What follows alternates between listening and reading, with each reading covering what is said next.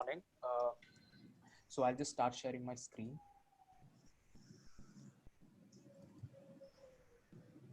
So is it visible? Yes, this is visible.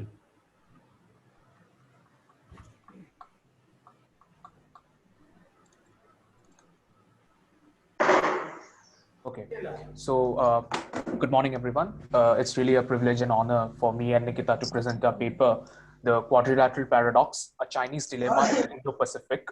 So we are building on the assumption that most of us, the most panelists over here, know what the Quad is. So like briefly running over Quad, it's a multilateral grouping consisting of the free liberal democracies of India, Japan, Australia, and America. The objective of the same is to ensure and support a free and prosperous Indo-Pacific region. The roots of the same can be traced back to the 2004 tsunami relief operations, formalized in 2007, and then after a decade of redundancy, it was revived in 2017 under the common threat perception of a rising China. Now, comparing the Quad with China, why Quad is a formidable force in the Indo-Pacific. If you see the economies of the Quad countries, the US with a GDP of $21.4 trillion, India with a GDP of $2.94 trillion, Japan, the third largest economy with a GDP of $5 trillion, and Australia with a $1.3 trillion GDP, combinedly form nearly a $30 trillion GDP, which is twice the size of the Chinese GDP, which is $14.14 trillion. And also at the same time, militarily, Quad is a very big force to reckon with. The combined military expenditure of the Quad is twice to that of China, and number-wise also, Quad has an advantage over China. But at the same time, one thing to be noted is that the Quad countries are ridiculously dependent on China for economic relations. So now, what brings the Quad together? So the common grounds on which the Quad has come together is all of them are liberal democracies in the Indo-Pacific region. All of them have excessive dependence of economies on China, and all of them have a common threat perception of China, the rise of China and interference of China in domestic affairs. And that has led them to make a statement that yes, we are watching and we are alarmed by China's rise. Now, coming on to the quadrilateral paradox, the paradox which we term as the quad paradox, it's built on certain assumptions. Now, the assumptions are number one, the economic strength of the country should translate into military strength and vice versa.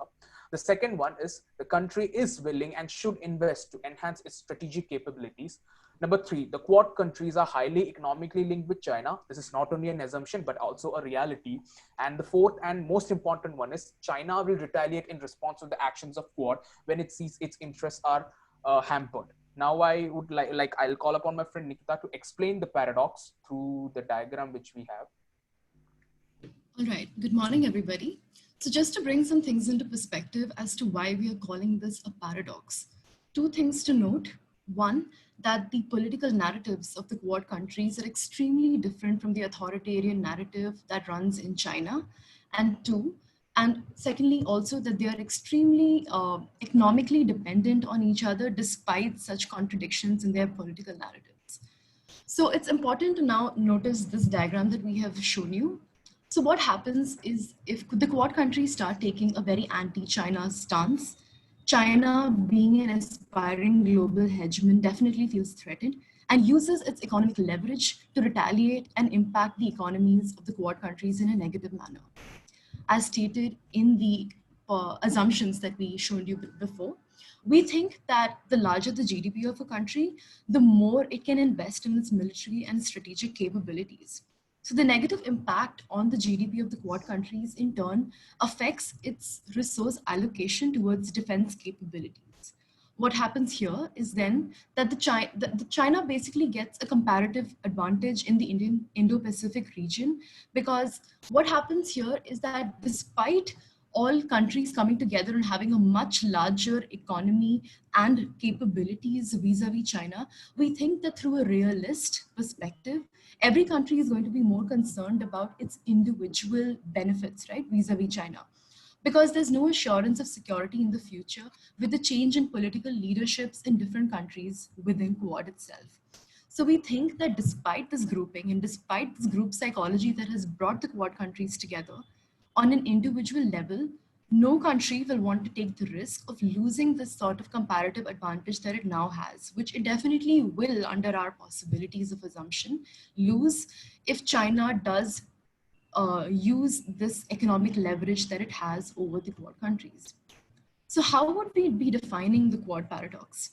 Following the above assumptions, a tough anti-China aggression from the Quad countries has the potential to trigger undesirable negative impacts on the individual economies of the Quad due to their heavy economic linkages with China.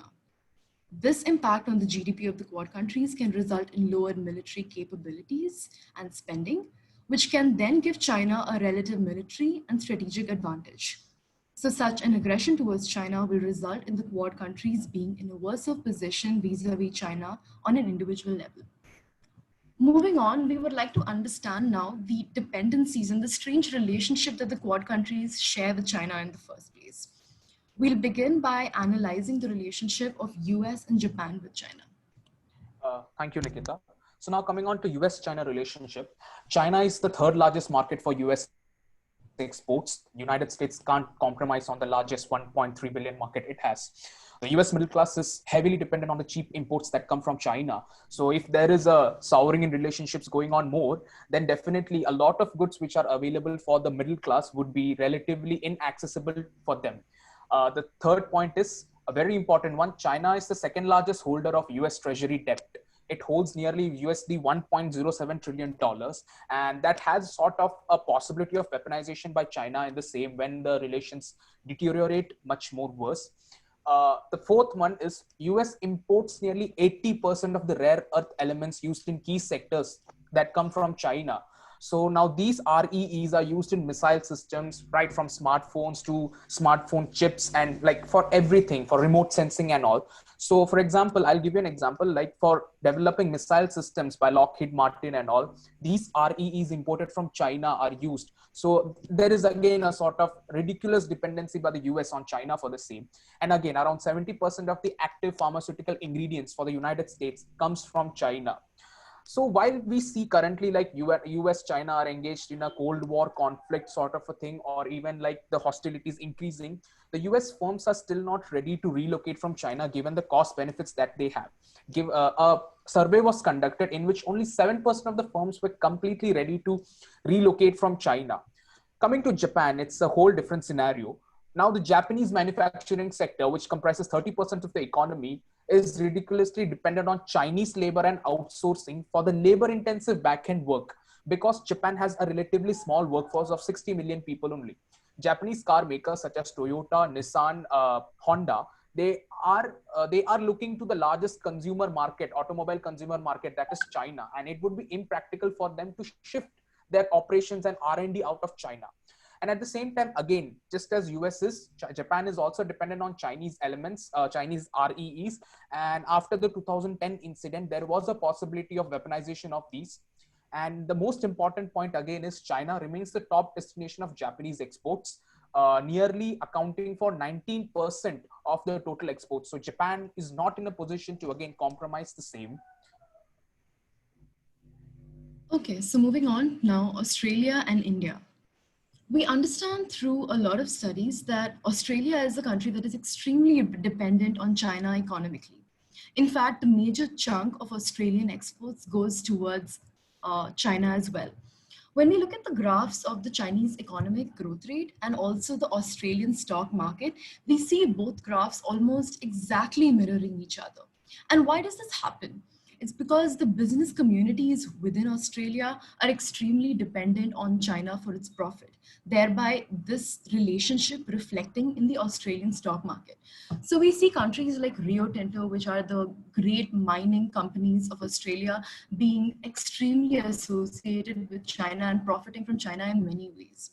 However, we also understand that the civil society in Australia is not very much in agreement with this whole interference of China in Australia because they think that an authoritarian regime that is not transparent should not necessarily penetrate into the domestic borders of China as well. Furthermore, we see a large inflow of tourists and international students who come from China to Australia. And there is also a resource dependency that Australia has on China because China imports a lot of iron ore resources. However, China holds a comparative advantage here as well because it has alternative areas where it can import these resources from. However, Australia does not have another option where it can maybe outsource such iron ore resources, and this gives Australia lesser bargaining power. China has been deeply antagonized by the fact that Australia has taken a vocal anti-China stance against the Huawei issue and also probed for investigations in China during the COVID pandemic. And finally, Australia often finds itself in flux between US and China because traditionally US and Australia are allies. However, its weird relationship with China puts it in a very difficult position more often than not. Moving on to India, we see that India is also extremely dependent on China economically. In fact, we have a lot more to lose out on compared to China. Due to our long border that we share with China, we have to tread extremely carefully with every move that we take. What has China been doing and what is really annoying the Indian political leadership is that the border skirmishes that are often prevalent between China and India, and also the aggression of China in the Indian Ocean region. The Pakistan-China nexus is also something that is really worrying India. So what is India doing in retaliation? It is actively opposing the BRI initiative of China, and it's also trying to counter the Chinese string of pearls. Finally, when we look at the situation in a post-pandemic world, considering the very anti-China view that most countries hold today, India can hope for a certain better position in bargaining power in order to maybe move the global supply chain from China alternatively to India. So if that works out and if India can create necessary conditions to facilitate that for the world, India might have a much better bargaining power, and that gives India all the more reason to stick on with and ally more closely with the US and the Western allies. So this is the strange relationship and the paradox that we see in the dependencies of each country vis-a-vis China. So now coming on to the big picture, analyzing after all these four countries together, we see that attempts to decouple from China and look inward for production essentially mean a deviation. Sorry, Nikita and Vishnu, Yes. you got 2 more minutes, so can you start we'll just winding up? finishing it up. Thank you, sir. This would essentially mean a deviation from the economic law of comparative advantage, which proves that the national interest is getting precedence over this economic law. The second, the presence of a global supply chains in China really make it impossible to decouple from China. And especially under such pandemic conditions with fund constraints and all, it would be really difficult to invest billions of dollars to make another supply chain. China's monopoly over the REEs and API has increased the chance of weaponization of the same. The Quad countries are ridiculously dependent on China and like overly dependent on China for the supplies of these materials. China's deep roots into the global and Quad economies has led to this China dilemma for the Quad countries. The fear of the Quad paradox is what is causing the China dilemma for the Quad countries and is like in a flux of confusion for the same. So now we are coming to the conclusion and optimistic appraisal of the same, like giving alternatives as well. While we see countries are looking forward to shift their supply chains, they must do it in a phased manner, similar to what China did for its 1978 reforms, so that the shocks associated with it would be manageable. Countries like Vietnam, Southeast Asia, like region, and India are emerging alternatives given the free transparent governance they have, and secondly the proximity to China and the lower labor cost involved. Countries like Japan, US are working to reduce their over dependency on rare earth metals. Japan has now diversified its source, as now looking into its EEZs. US has developed methods to extract REEs in a sustainable manner in the Mojave Desert, California. Many countries, including the US and India, are now taking up steps to reduce their API dependency on China by establishing drug parks, subsidies, and all. Many countries are now identifying the Chinese companies which have association with the CCP and the CMC, and now they are placing restrictions. So we have the example of Huawei and TikTok, which are recently in the news for the same. So when we join all these pictures together, this has sort of indicated the willingness and rather beginning of the phased decoupling of China, that the countries are taking on efforts to now in a phased manner to decouple from China. So what we intend to do by presenting this paper is that not offer an idealistic perception of Quad as a power in the Indo-Pacific, but rather show a realistic perception of the Quad in the region and take into cognizance the economic dependencies that the Quad countries have with China, so that in a way we can look at a realistic possibility of Quad turning into a multipolar order in the Indo-Pacific. So thank you very much. Thank you, Nikita and Vishnu, for that really interesting presentation.